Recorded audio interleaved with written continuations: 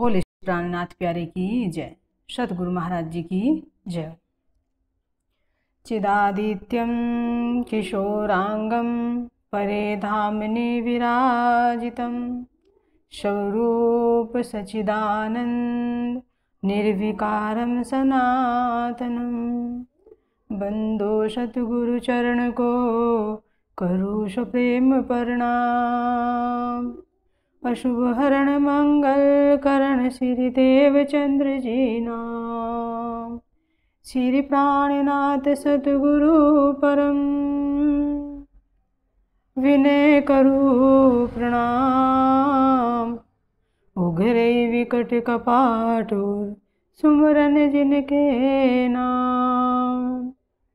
श्री राम रतन सतगुरु मेरे काटो सकल कलेश। चरणों में करो वंदना हृदय करो प्रवेश। श्री प्राणनाथ निज मूलपति श्री महराज शुभ नाम। तेज कुंवर श्यामा युगल को पल पल करो प्रणाम, पल पल करो प्रणाम।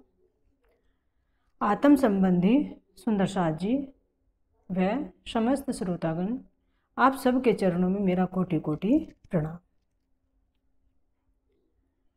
प्यारे सुंदर साथ जी, हम यहाँ संसार में खेल देखने के लिए आए। तो पहले कहाँ देखा हमने? ब्रज में, जो हमने अपने धामधनी के साथ में 11 वर्ष तक प्रेममयी लीला की। उसके बाद जो अक्षर ब्रह्म की इच्छा थी अंतरंग लीला देखने की, तो उनकी इच्छा पूर्ति के लिए बेहद मंडल में रासलीला की।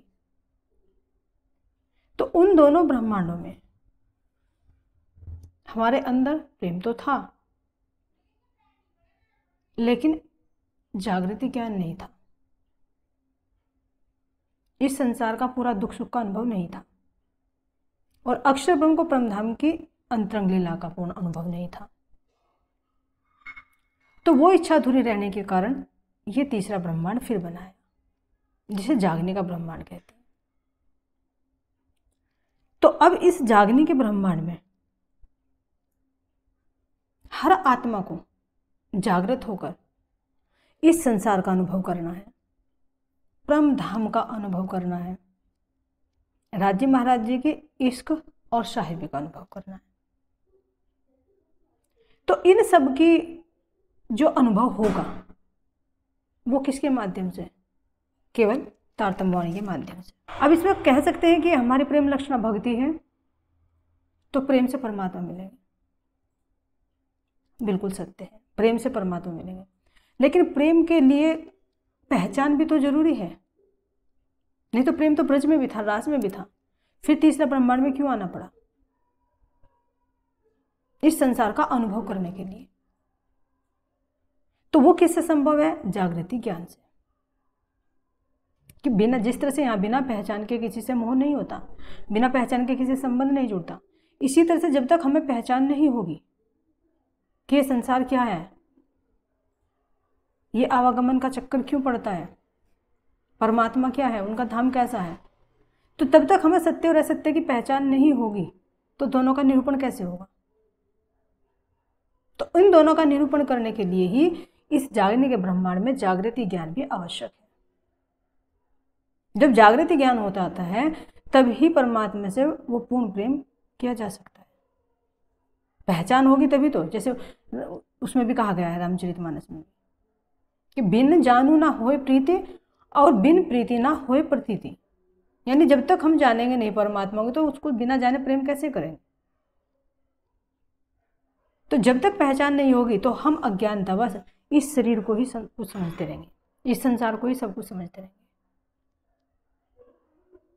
तो जिस संसार में हमारी सूरता खेल देखने के लिए आई है, तो उसका माध्यम क्या है?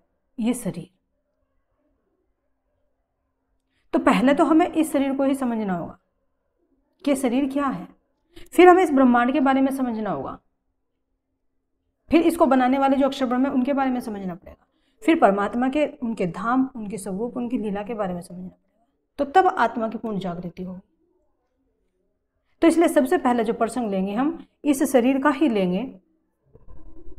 महाराज जी कह रहे हैं कि पहले अपने आप को पहचानो, यानी जो मैं ये कह रही हूं कि मैं ये शरीर हूं, क्यों? क्योंकि इसमें शरीर, जीव और जीव के ऊपर बैठी हुई आत्मा,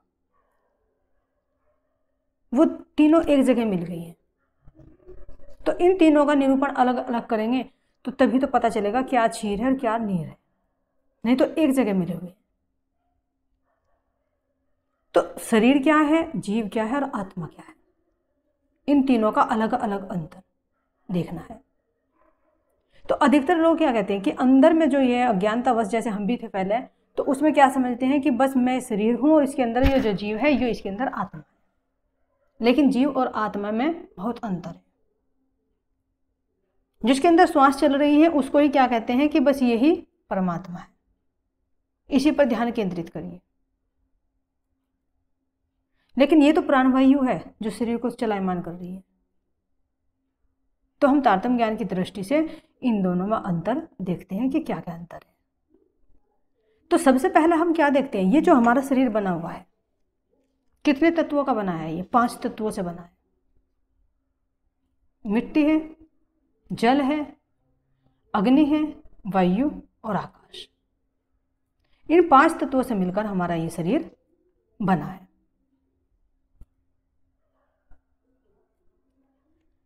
तो अब ये देखना कि ये 5 तत्व और इनको चलायमान करने वाले हैं 3 गुण, सतोगुण, रजोगुण और तमोगुण। तो 5 तत्वों का विभाजन देखते हैं कि इस 5 तत्वों में क्या क्या चीज बनी हुई है।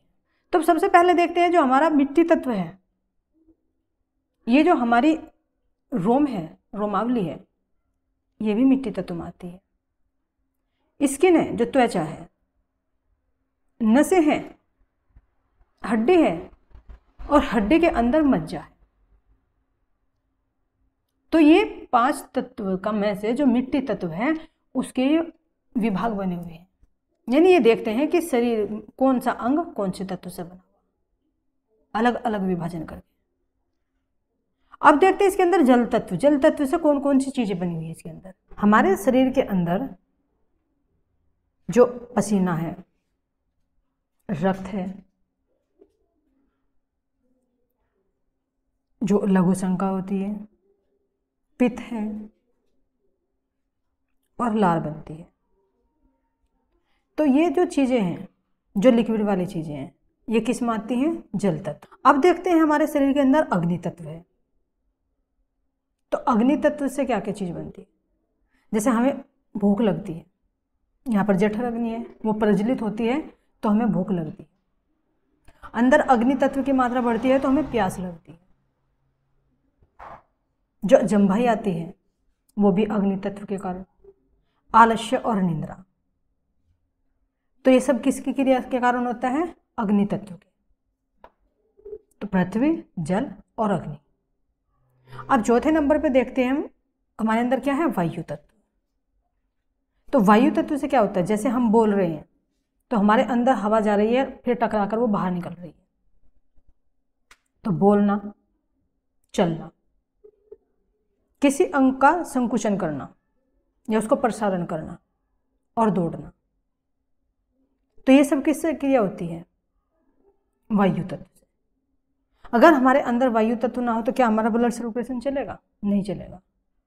कोई भी अंग अगर डैमेज हो जाता है तो उसके अंदर जो वायु का संचालन होता है तो वो बंद हो जाता है। जो ब्लड चलता है तो वो वायु के प्रेशर से चलता है, और जिस अंग में वायु का प्रवेश रुक जाता है तो वो अंग क्रिया करना बंद कर देता है।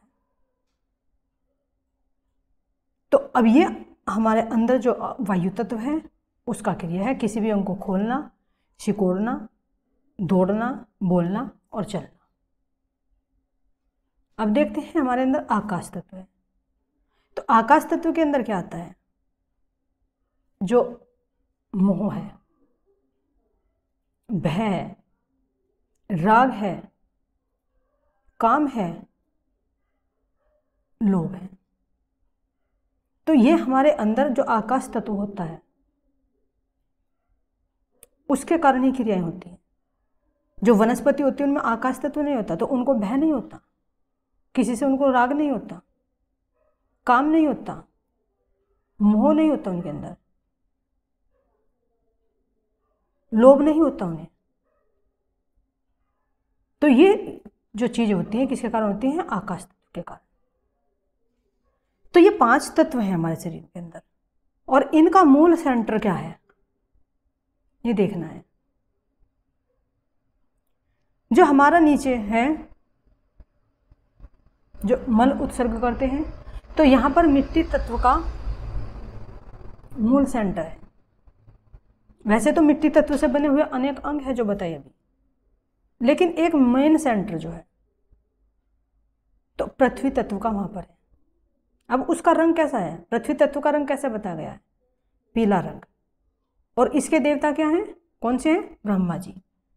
मिट्टी तत्व के देवता ब्रह्मा जी हैं और रंग इसका हुआ पीला। अब देखते हैं जहां पर हमारी किडनी है वहां पर हमारा क्या होता है? जल तत्व का मेन सेंटर है। अब जल के देवता कौन है? विष्णु भगवान। और रंग कैसा है? सफेद रंग। अब आते हैं नाभि क्षेत्र में, तो अग्नि तत्व का मूल केंद्र नाभि है।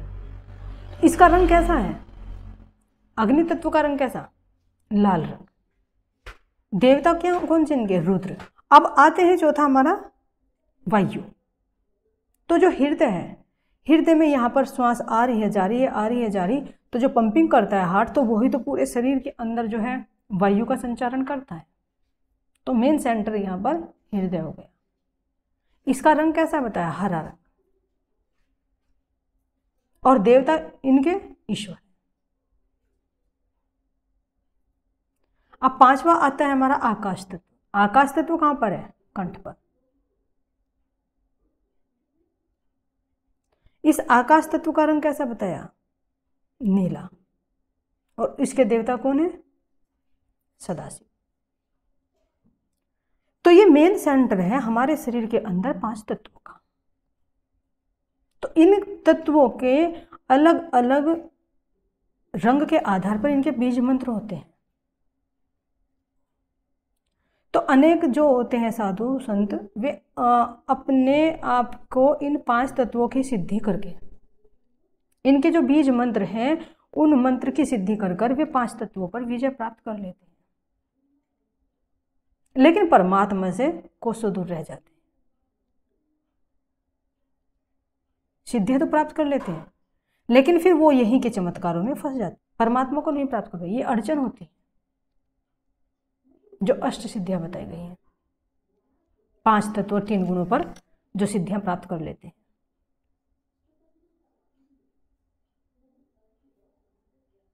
और इसी के अंदर जो हमारी रीढ़ की हड्डी होती है, जो हमारे अंदर 72,000 नाड़ियां हैं, सबका कनेक्शन जुड़ा हुआ। इन 72,000 नाड़ियों में से 3 नाड़ी विशेष बताई गई है, इंगला, पिंगला और सुषुम्ना। तो जब सुषुम्ना नाड़ी जागृत हो जाती है तो ध्यान कहां पर? सहस्रार चक्र में पहुंच जाता है।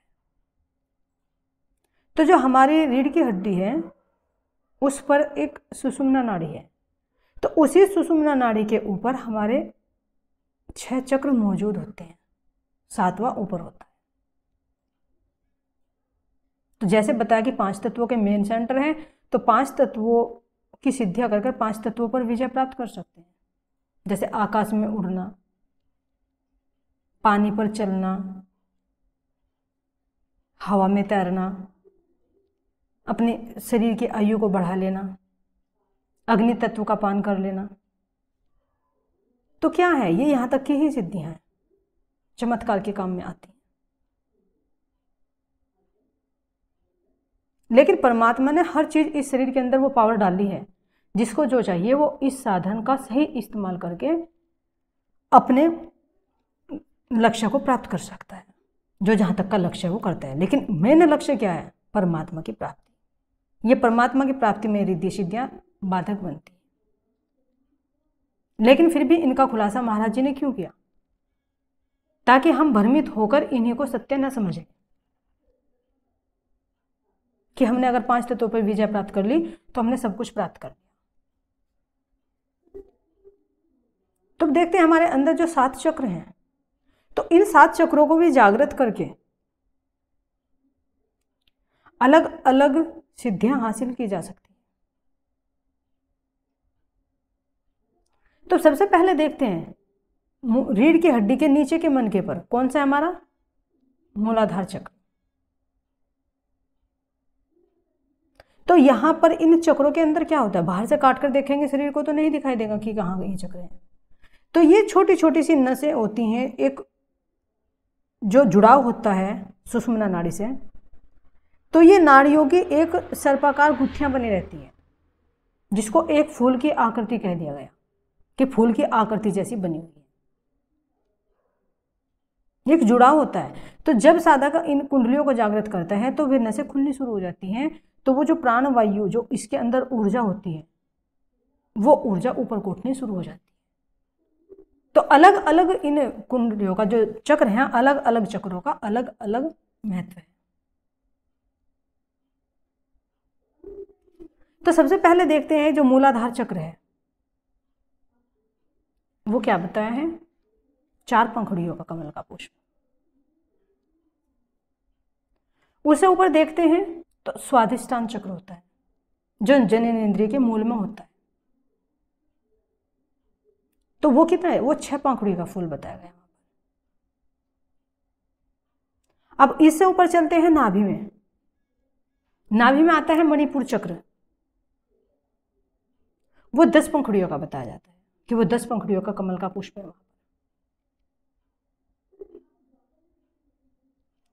इससे ऊपर देखते हैं अनाहत चक्र है जो हृदय में है, तो वो 12 पंखुड़ियों का है। इससे ऊपर कंठ में विशुद्ध चक्र होता है,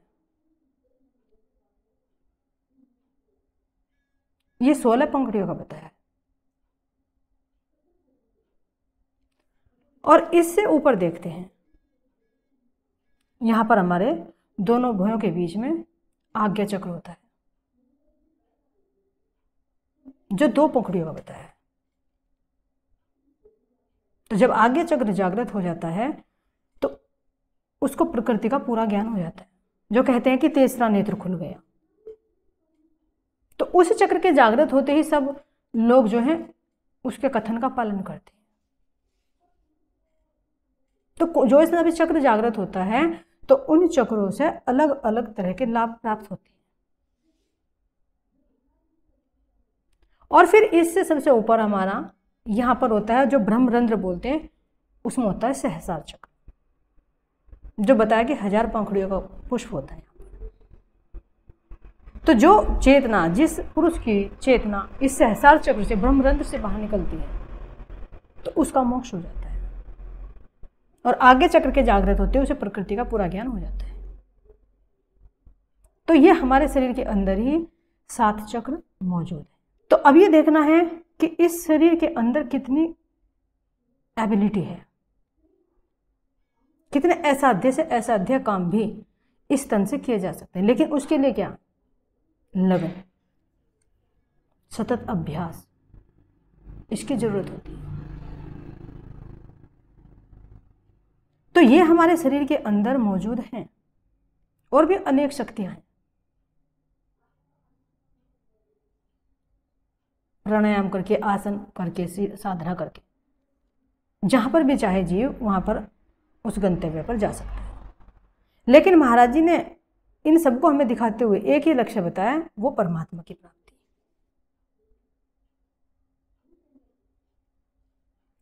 तो इसके अंदर देखते हैं कि जो देखते हैं कि कहते हैं कि भाई ये श्वास जो आ रही है जा रही है तो सांस पर ध्यान केंद्रित करो,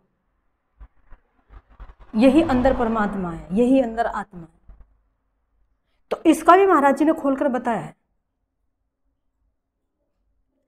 क्या बताया कि जिस श्वास को तुम देख रहे हो तो ये तो एक श्वास की क्रिया, वायु तत्व की क्रिया है। तो इसके अंदर महाराज जी क्या बता रहे हैं कि हमारे अंदर 5 प्राणवायु हैं जिनके कारण ये शरीर चलायमान हो रहा है। 5 प्राणवायु है तो 5 उप प्राणवायु है, तो इन दोनों को मिलाकर 10 प्राणवायु होती है। तो पहला दिन 10 प्राणवायु के बारे में ही देखते हैं। आगे का विषय बाद में लेंगे। तो सबसे पहले देखते हैं अपान वायु।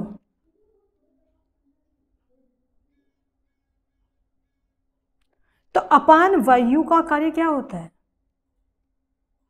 ये नीचे की साइड में होती है। इसका क्या कार्य होता है? जो नीचे की गंदगी होती है, मल विसर्जन होता है या मूत्र त्याग होता है, तो ये अपान वायु प्रेशर से बाहर निकालती है।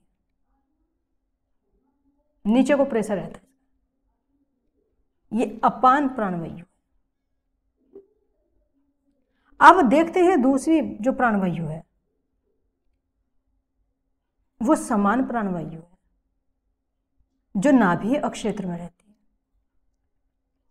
जो हम भोजन खाते हैं, ग्रहण करते हैं, तो उसको पचाकर सारे शरीर में उसका विभाजन करती है।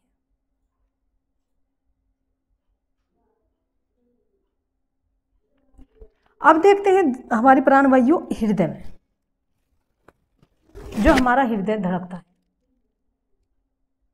पंपिंग करता रहता है, तो ये क्या करता है? इसके अंदर इस प्राणवायु का क्या कार्य है? जो भी इसके अंदर रक्त जाता है तो उसको ये फिल्टर करके फिर सारे अंगों में उसका संचारण करती है। तो ये इस प्राणवायु का कार्य है। तो अपान हो गई, समान हो गई और हृदय में प्राणवायु हो गई। अब कंठ में देखते हैं। कंठ में है उदान प्राणवायु।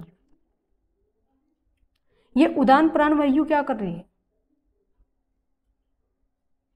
पहले तो ये बोलने की ही क्रिया करती है, उसमें सहयोगी बनती है, और फिर जो भी हमारे अंदर से अन्न जाता है तो उसमें वो रस मिलाकर पाचन क्रिया को शुरू कर देती है।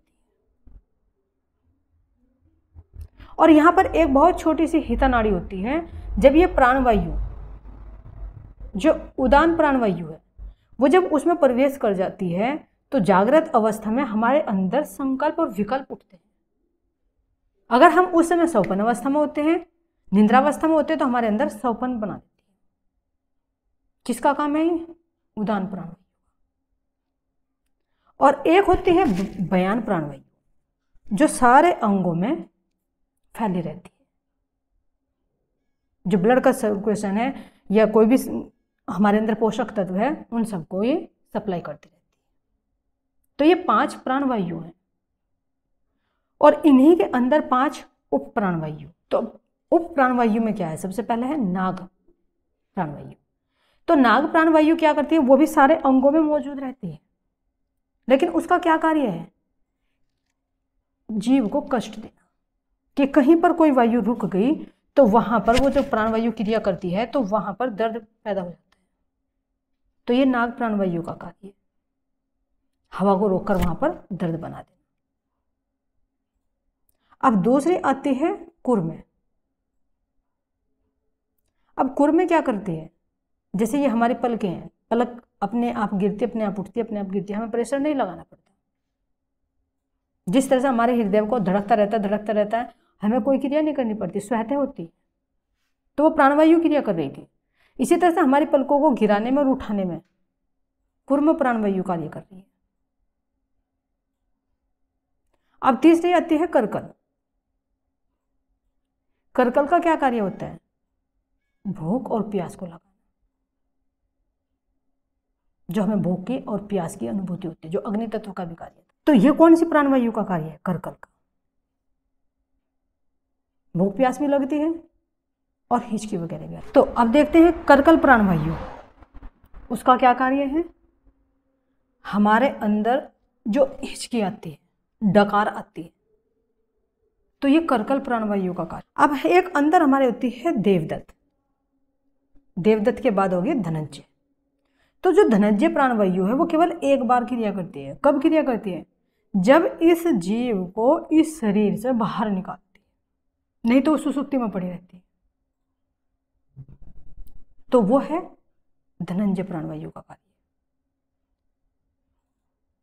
तो ये हमारे अंदर 10 प्राणवायु है। अब जीव इन 10 प्राणवायु से अलग है। ये तो उसकी फोर्स से चल रहे हैं, जीव तो फोर्स देने वाला है। ये भूख प्यास लगना, हिचकी आना, पलके झपकना, डकार आना, या जीव का अलग शरीर से बाहर निकालना, ये सब कार्य इन प्राणवायु का है। जीव केवल इसको फोर्स देता है। जीव को भूख प्यास नहीं लगती। इन प्राणवायु जब क्रिया करती है तो तब इनको चाहिए, जिस तरह से जब गाड़ी चलती है तो गाड़ी को पेट्रोल चाहिए, या कोई पंखा है तो पंखे में लाइट चाहिए। तो इस तरह से 10 प्राणवायु हमारे शरीर के अंदर क्रिया करती हैं। तो ये जीव इन 10 प्राणवायु से भी अलग है। जो नारायण अंग जीव है, बस वो तो इनको बैठकर इनके अंदर ऊर्जा दे रहा है।